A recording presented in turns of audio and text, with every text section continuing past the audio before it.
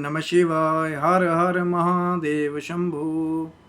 जय श्री कृष्णा मित्रों, राधे राधे। कैसे हैं आप सब? शिव शक्तम चैनल पे आप लोग का हार्दिक स्वागत है। और चैनल पे यदि नए हैं तो विनम्रता से निवेदन करूंगा कि चैनल को सब्सक्राइब कर लें, ताकि हमारे द्वारा बनाई हुई कोई भी वीडियो सबसे पहले आपको प्राप्त हो। वीडियो में दिखाई जाने वाली जानकारी यदि आपको अच्छी लगे ज़रूर लाइक करें, शेयर करें, सब्सक्राइब करें, क्योंकि जो नित्य प्रति हमारी कोशिश चलती रहती है कि कोई ना कोई ज्ञान की चर्चा, कोई रहस्यपूर्ण चर्चा जो है आप तक लाई जाए। और कहीं ना कहीं यदि आपको अच्छी लगती है वो चर्चाएं, तो जब आपका प्रेम मिलता है तो फिर और एक ऊर्जा उत्पन्न हो जाती है, ताकि और ढेर सारी अच्छी अच्छी वीडियोस जो है अपने प्यारे सब्सक्राइबर्स के लिए, यूट्यूब व्यूअर्स के लिए जो है वो लाई जाए। क्योंकि कल हो ना हो। आज बात कर रहे हैं मित्रों अपरा एकादशी के बारे में, कि कहीं ना कहीं इसको और कौन सा नाम जो है वो दिया जाता है। क्योंकि जो प्रश्न किया गया कि युधिष्ठिर जी ने जब श्री कृष्ण जी से प्रश्न किया कि ये जो कृष्ण पक्ष की ज्येष्ठ मास की जो ये एकादशी है, इसका नाम क्या है, इसको करने का फल क्या है, और कौन कौन से वो बहुत बड़े बड़े पाप हैं जो इस व्रत को करने से दूर हो जाते हैं, और क्या वो प्रचलित कथा है जिसके द्वारा एक बार एक महान ऋषि के द्वारा एक राजा के प्रेत को भी जो है वो मुक्ति प्रदान की गई। वो सब आपको आज कोशिश करेंगे अपनी अल्प बुद्धि के द्वारा कहीं ना कहीं, कि जो फल है कहीं ना कहीं कौन कौन से पापों का दमन हो जाता है इस व्रत के करने से वो भी, और वो जो प्रेत जो था राजा का और जो महान ऋषि की जो कथा है वो भी कहीं ना कहीं आप तक लाने की हमारी पूरी कोशिश होगी। वीडियो को पूरा अंत तक देखिएगा, क्योंकि कई बार होता क्या है कि बहुत सारे ऐसे भक्त भी हैं जो ठाकुर जी के प्रेमी हैं, राधा रानी जी के प्रेमी भी हैं, एकादशी व्रत को करने वाले भी हैं, लेकिन कुछ कारणवश कई बार क्या होता है कि वो अपने समय के अनुसार कोई ब्राह्मण देवता या किसी पंडित जी को अपने घर में नहीं बुला पाते हैं। कोई भी कारण हो सकता है, कोई रोग, कोई आर्थिक कारण, कि जिसके द्वारा ना ही वो खुद मंदिर जाके कथा सुन सकते हैं और ना ही वो पंडित जी को या ब्राह्मण देवता को अपने घर में बुला सकते हैं। कोई भी कारण हो सकता है। तो हमारी भी एक छोटी सी कोशिश है कि कहीं ना कहीं वो जो हमारे दिव्य भक्त हैं, जो हमारे व्यूअर्स हैं, जो कहीं ना कहीं घर बैठे बैठे जो मंदिर नहीं जा सकते हैं किन्हीं कारणों से, या घर में ब्राह्मण देवता को नहीं बुला सकते हैं, तो कोशिश हमारी वही है कि वो ठाकुर जी की इस कृपा का लाभ जो है अपने घर बैठे बैठे चैनल के माध्यम से कथा को श्रवण करें, और ठाकुर जी के चरणों के अंदर, ठाकुर जी के दिव्य चरणों में हमारी यही एक अरदास है कहीं ना कहीं कि सबको जो भी चैनल से इस कथा का श्रवण करें भाव से, उनको पूरा पूरा फल जो है ठाकुर जी और राधा रानी जी जो है वो प्रदान करें। लेकिन जब पूरी कथा भाव से सुनेंगे तभी। अब ये होता है कई बार कि हम लोग लैपटॉप में, टीवी में, फ़ोन में कथा लगा लेते हैं और ध्यान हमारा कहीं और ही होता है। तो पूरा फल अगर आप पूरा भाव से कथा सुनेंगे तो हो सकता है ठाकुर जी आपको दिव्य फल प्रदान करें। क्योंकि ये व्रत ऐसा है, जब पूछा युधिष्ठिर जी ने कृष्ण जी से, तो उन्होंने बताया कि कृष्ण पक्ष की ये जो ज्येष्ठ मास की एकादशी है, इसका नाम अपरा एकादशी है। अपरा क्यों? क्योंकि ये कई बार अपार धन को देने वाली है, अपार पुण्य को देने वाली है, इसीलिए इसका नाम अपरा और अचला एकादशी भी कहा जाता है। ये जो दूसरा नाम है ये भी कि अचल पुण्य देने वाली है। कि बहुत सारे ऐसे पाप हैं, जैसे कि मान लीजिए झूठ बोलना, झूठे शास्त्र बनाना, झूठी ज्योतिष विद्या, झूठा पाखंड करना, वो जो विद्वान इससे जुड़ा हुआ पाप करते हैं, कहीं ना कहीं वो भी इस कथा के व्रत से, या जो व्रत है अचला एकादशी का, उसके प्रभाव से वो मुक्त हो जाते हैं। दूसरी तरफ पर स्त्री गमन जैसे जो महापाप हैं, वो भी कहीं ना कहीं जो इस व्रत को कर लेते हैं, वो पर स्त्री गमन के महापाप से छूट करके फिर वो भी स्वर्ग को, या ठाकुर जी की कृपा हो जाए तो बैकुंठ को प्राप्त करते हैं, लेकिन नरक गति से छूट जाते हैं। जो क्षत्रिय रण में पीठ दिखाकर भाग जाते हैं, कहीं ना कहीं शास्त्र कहता है कि वो आगे चल के नरकगामी होते हैं, लेकिन अपरा एकादशी के ये व्रत करने से वो क्षत्रिय भी जो है वो पाप से मुक्त होकर के स्वर्ग को प्राप्त करते हैं। बहुत सारे ऐसे पाप हैं कहीं ना कहीं जो महापाप का दर्जा रखते हैं, लेकिन अपरा एकादशी के व्रत से कहीं ना कहीं, जैसे जो शिष्य गुरु से विद्या प्राप्त करते हैं, क्योंकि गुरु निंदा जैसा घोर महाघोर पाप बताया गया है, जिसकी नरक गति का वर्णन भी किया गया है बाद में। लेकिन जो ऐसे शिष्य भी हैं कहीं ना कहीं जो विद्या प्राप्त करके अपने गुरु की निंदा करते हैं, वो भी महापाप से छूट करके स्वर्ग को प्राप्त होते हैं। और ऐसे बहुत सारे महाफल हैं, जो जैसे शिवरात्रि का व्रत करने से, कुछ खास समय पर गंगा जी में स्नान करने से, पिंडदान करने से, केदारनाथ में दर्शन करने से, खास तिथियों में दान करने से, स्वर्ण का दान करने से, जो एक फल जैसे दूध देने वाली जो दुधारू गाय है उसका दान करने से जो महाफल प्राप्त होते हैं, सिर्फ अपरा एकादशी का व्रत करने से वो महाफल आपको प्राप्त हो जाते हैं। लेकिन जो नियम बताए गए कि किसी से लड़ाई नहीं करना, किसी से झगड़ा नहीं करना, बहुत शांत चीज़ से भक्ति करना, और प्रभु की जो भक्ति करते हैं, ऐसे व्रत कर रहे हैं चाहे नहीं भी कर रहे हैं, जो महादान है जो हम शुरू से वार्ता करते आए हैं, उसका भी एकादशी के दिन का दान करने से महाफल प्राप्त होता है। जैसे स्वर्ण है, जो कहीं ना कहीं संतों को, साधुओं को, बैरागियों को, जो सच्चे तपस्वी हैं, उनको चप्पल का दान करना, छाता दान करना, पानी का घड़ा दान करना। आगे तो अब निर्जला एकादशी भी आने वाली है, कहीं ना कहीं उसकी तैयारी भी रखिए। और वो जो कथा है दिव्य, जो कहीं ना कहीं जिससे वो इतिहास जुड़ा हुआ है पर एकादशी का, तो उसके अनुसार एक बार कहते हैं महिध्वज नाम का एक पुण्यवान राजा था। कथा को बड़ी भाव से श्रवण कीजिए, ठाकुर जी के चरणों का ध्यान करते हुए, ताकि आपको पूरा पूरा लाभ जो है कथा के श्रवण का वो मिले। तो कहीं ना कहीं महिध्वज नाम का जो राजा था वो बहुत ही पुण्यवान राजा था, और पूरी प्रजा को कहते हैं, महिध्वज नाम का जो राजा था वो पुत्र के समान राजा अपनी प्रजा का पालन करता था, और सत्य के मार्ग पे चलने वाला, धर्म के मार्ग पे चलने वाला, दूसरों की मुश्किलों को समझने वाला। क्योंकि कहा गया ना, वैष्णव जन तो उनको कहिए जी, जो जन जाने पीर पराई। असली राजा तो वही होता था जो अपनी प्रजा के लिए कुर्बानियाँ दे, प्रजा के लिए कार्य करे, और प्रजा के लिए तत्पर रहे दिन रात। तो ऐसे ही राजा जो है महिध्वज नाम के राजा थे। लेकिन कहते हैं ना कि जहाँ कई बार संत जन रहते हैं, भक्त जन रहते हैं, वहाँ पे कुछ दूसरे जो नकारात्मक ऊर्जा वाले जो लोग हैं वो भी कई बार संयोगवश आ जाते हैं। तो महिध्वज जो राजा थे, उनकी पूरी प्रजा बहुत सम्मान करती थी, कहीं ना कहीं बहुत प्रेम करती थी प्रजा अपने राजा से, क्योंकि राजा थे ही बड़े धर्मवान, दूसरों के हित की करने वाले। लेकिन जो उनका छोटा भाई था वज्रध्वज, वो कहीं ना कहीं वो एक नकारात्मक सोच रखने वाला था, और कहीं ना कहीं महिध्वज नाम के राजा की जो एक ख्याति थी कहीं ना कहीं पूरे राज्य में, तो इससे वज्रध्वज जो है वो कहीं ना कहीं प्रसन्न नहीं था, और ईर्ष्या और द्वेष करता था कि कहीं ना कहीं कि जब तक महिध्वज है, और कई बार कुछ लोगों की ये भी सोच हो जाती है ना कि भैया जब तक बड़ा भाई है तब तक राजपाट जो है वो हमें नहीं मिल सकता, जो सत्ता है वो हमारे हाथ में नहीं आएगी। तो लालच से भी और ईर्ष्या से भी कई बार कुछ ऐसे भी कदम उठाए जाते हैं जिनका नुकसान बाद में होता ही है। क्योंकि जो आप अपनी मेहनत से, निष्ठा से, जो लोगों से प्रेम से जब आप जो इज्जत या सम्मान कमाएंगे, वो कभी भी ईर्ष्या से, द्वेष से नहीं जीता जा सकता। तो कहीं ना कहीं एक तो ईर्ष्या करता था वज्रध्वज महिध्वज जी से, और लालच भी शायद था वहाँ पे कि राजपाट जो है वो प्राप्त करना है। तो महिध्वज जी की ख्याति से जब पूरे ही उब गए वज्रध्वज जी, तो उन्होंने क्या कार्य किया कि सोते हुए एक बार रात्रि में महिध्वज जी का वध कर दिया, अपने ही भ्राता का वध कर दिया, और चुपके से ले जाकर के कहते हैं कि जो महिध्वज जी का जो शरीर था कहीं ना कहीं एक जंगल में पीपल के पेड़ के नीचे जो है उसको गाड़ दिया, कि पहले तो वध भी कर दिया और फिर जो क्रिया थी उसको भी नहीं होने दिया राजा की। और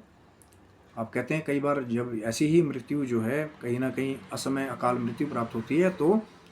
जो आत्मा है कहीं ना कहीं वो प्रेत योनि को प्राप्त करती है। लेकिन ये बड़ा ही एक दुर्संयोग था कि वो जो पुण्यवान राजा जो पुण्य करता था, दूसरों की मदद करता था, अपनी प्रजा का पुत्र की भांति पालन करता था, वो फिर जैसे ही वो पीपल के पेड़ के नीचे उनकी देह को गाड़ा गया, तो फिर प्रेत बन करके उसी वृक्ष पे जो है महिध्वज राजा का जो प्रेत है वो रहने लगा। और कहीं ना कहीं जो आते आते लोग थे वहाँ पे फिर महा उत्पात जो है महिध्वज नाम का जो राजा का जो प्रेत था वो करने लगा। लेकिन कहते हैं कि जो पुण्य आपने किए होते हैं, कई बार उसका लाभ आपको वो प्रभु कैसे दे देगा, क्योंकि जो पुण्य आपके द्वारा किए जाते हैं वो कभी भी व्यर्थ नहीं जाते। उन पुण्यों का हमेशा लाभ आपको प्राप्त होता है। तो उन्हीं पुण्यों का लाभ कैसे प्राप्त हुआ महिध्वज नाम के राजा के प्रेत को, कि एक बार ठाकुर जी की कृपा से धौम्य ऋषि जो है वो कहीं ना कहीं उस मार्ग से गुजर रहे थे। तो जो ऋषि हैं, मुनि हैं, तपस्वी हैं, जिनके पास कुछ आध्यात्मिक शक्तियां हैं, जो कहीं ना कहीं वो सूक्ष्म जीवों को भी देख लेते हैं, तो कहते हैं धौम्य ऋषि ने फिर महिध्वज नाम के राजा के प्रेत को देख लिया उस वृक्ष पे, और फिर कहते हैं कि उस प्रेत को वृक्ष से नीचे उतारा, और कहीं ना कहीं वो जो व्यथा थी, वो जो महिध्वज राजा की, वो पूरी जान ली कि कैसे कैसे क्या क्या हुआ, कैसे वज्रध्वज ने जो है ईर्ष्या के अनुसार जो है अपने ही भ्राता का वध करके जो है महिध्वज नाम के राजा के शव को जो है वो उस पीपल के पेड़ के नीचे गाड़ दिया था, जहाँ रह करके वो जो महिध्वज नाम का प्रेत था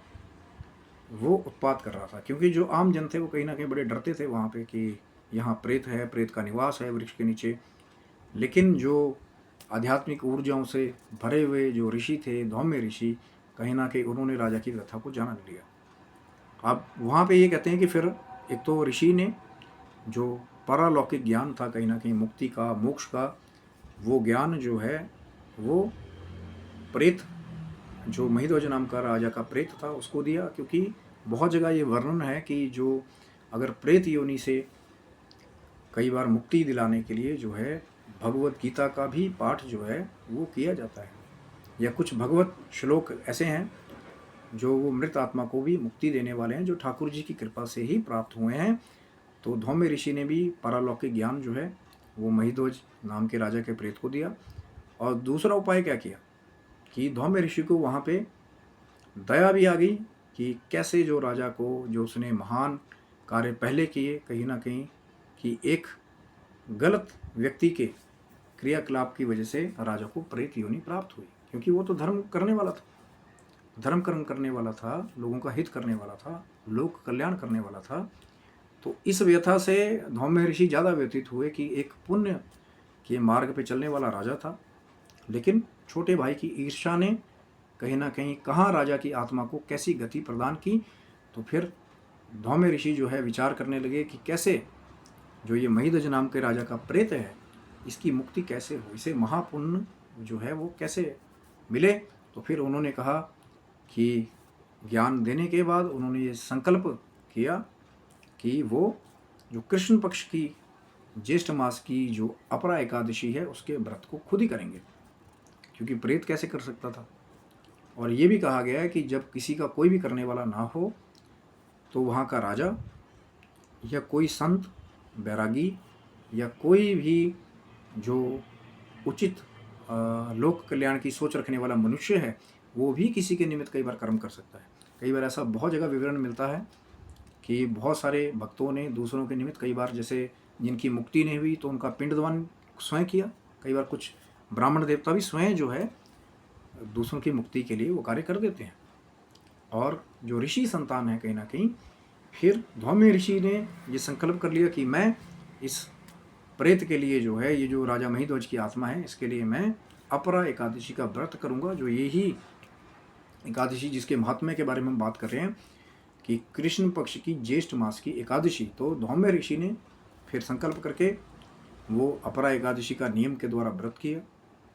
जैसे ही अगले दिन फिर पारण करने का समय आया तो विधिवत जैसा बताया जाता है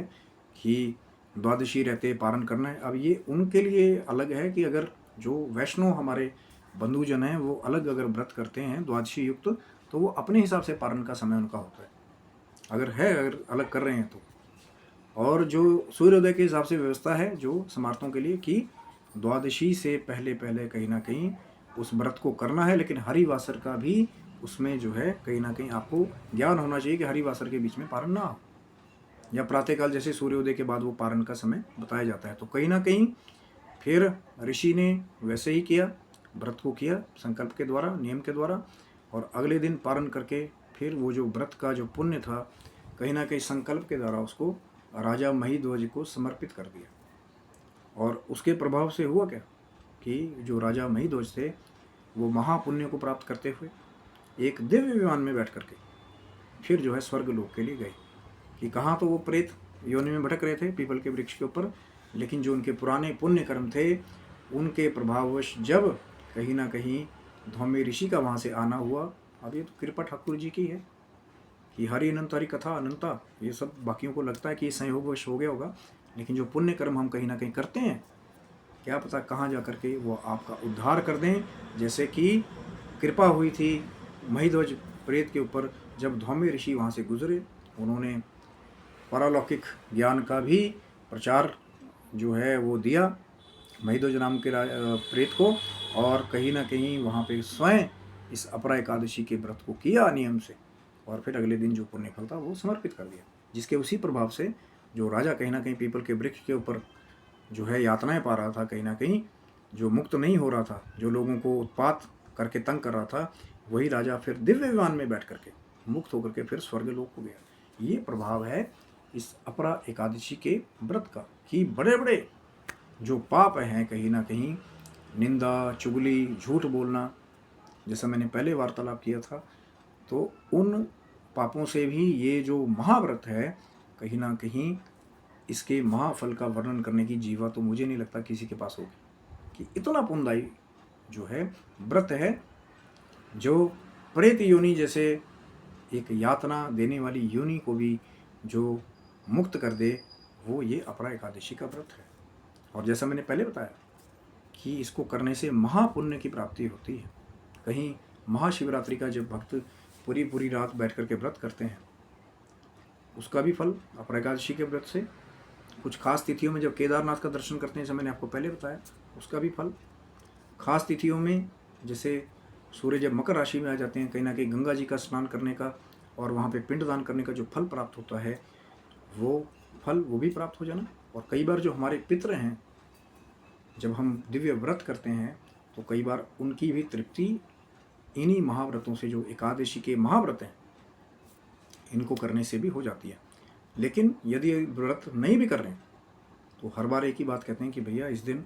चावल का निषेध करें, क्योंकि इस बार जो व्रत है वो 23 मई यानी कि शुक्रवार 2025 को किया जा रहा है। और वो जो वैष्णव बंधु हैं वो ज़रूर अपने संस्थान में अपने गुरुजनों से वैष्णव आश्रमों में अपनी डेट्स को जो है वो कंफर्म कर सकते हैं। लेकिन जो नॉर्मल पंचांग के अनुसार जो तिथि है 23 मई 2025 को ही किया जाएगा, दिन शुक्रवार। और कहीं ना कहीं चावल का निषेध करें, क्योंकि एकादशी के दिन चावल का निषेध ही बताया जाता है। अगर आप व्रत नहीं भी कर रहे हैं तो भी कोशिश यही होनी चाहिए पूरी कि चावल का सेवन ना करें। और इस दिन जो महादान करते हैं लोग, जैसा मैंने पहले बताया कि स्वर्ण का दान, लेकिन किसको करना है, वो जो कहीं ना कहीं बैरागी संत सिद्ध असली तपस्वी हैं। किसी को चप्पल का दान, अन्न का दान, किसी को जो है जल का वो घड़ा है उसका दान,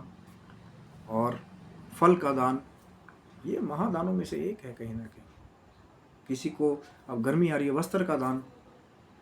क्योंकि या छाते का दान, जो धूप में जो संत बैरागी तपस्वी जो भ्रमण करते हैं, कहीं ना कहीं हरि नाम संकीर्तन का दान,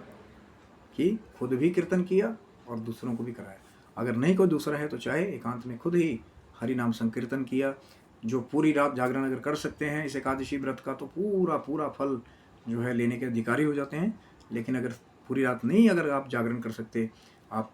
कीर्तन कर सकते हैं, तो मध्य रात्रि तक कम से कम जो है जो जितना हरि के नामों का संकीर्तन करें, तो क्या पता ठाकुर जी क्या फल आपको दे दें, राधा रानी जी क्या गति जो है वो आपको आगे चल करके प्रदान करें। क्योंकि जैसा राजा ने किया था कि पुण्य फल, पुण्य कर्म कभी भी व्यर्थ नहीं जाते। जो भी आप पुण्य कर्म करेंगे एक ना एक दिन प्रभु उसका सुफल आपको प्रदान करते हैं। यही जो है कृपा ठाकुर जी की आपके ऊपर, राधा रानी जी की सबके ऊपर बनी रहे। तो अल्प बुद्धि के द्वारा हमने कोशिश की आपको जो अपरा एकादशी के पुण्य फल के बारे में भी आपको बताने की कोशिश की, और भी महा जो है फल हो सकते हैं। हरि अनंत हरि कथा अनंता, अलग अलग संतों ने, अलग अलग भक्तों ने ठाकुर जी की कथा को अपने अनुसार कहा है। और जो कथा थी कहीं ना कहीं अपनी अल्प बुद्धि के द्वारा हमने आपके साथ शेयर करने की कोशिश की है। आशा करता हूँ वीडियो आपको अच्छा लगा होगा।